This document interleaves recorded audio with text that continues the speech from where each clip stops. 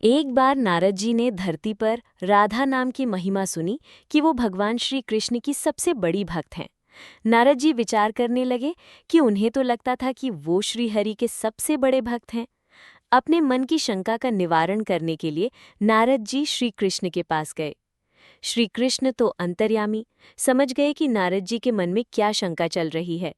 श्री कृष्ण ने सोचा, नारद जी को राधा रानी के प्रेम और भक्ति का अनुभव करवाना ही पड़ेगा। जब नारद जी श्री कृष्ण के पास आए तो श्री कृष्ण अपना सिर पकड़कर बैठे थे। नारद जी ने श्री कृष्ण से पूछा कि प्रभु, आपको क्या हुआ है? श्री कृष्ण कहने लगे कि नारद जी, मेरे सर में बहुत दर्द है। नारद जी ने पूछा कि प्रभु, आपके इस दर्द का निवारण कैसे होगा? श्री कृष्ण ने कहा कि अगर कोई मेरा सच्चा भक्त अपने चरणों को धोकर उसका चरणामृत मुझे पिलाए तो मेरा सिर दर्द ठीक हो जाएगा।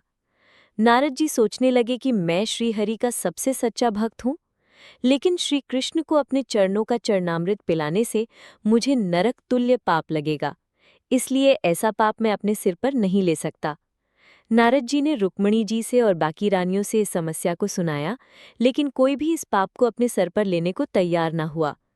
नारद जी को राधा रानी की याद आई कि वो भी तो श्री कृष्ण की सच्ची भक्त हैं। नारद जी ने जाकर सारा प्रसंग राधा रानी को सुनाया।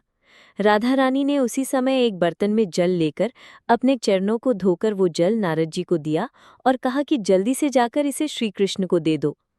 राधा रानी नारद जी से कहने लगी, मैं जानती हूँ कि इस बात के लिए मुझे नरक तुल्य पाप लगेगा, लेकिन श्री कृष्ण के दर्द के निवारण के लिए मैं कोई भी पाप अपने सर पर लेने को तैयार हूँ।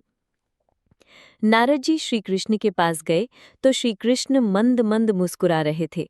अब तक नारद जी समझ गए कि राधा रानी श्री कृष्ण से निश्चल प्रेम करती हैं और उनकी सबसे बड़ी भक्त हैं, और श्री कृष्ण ने ये सारी लीला मुझे ये एहसास कराने के लिए रची है।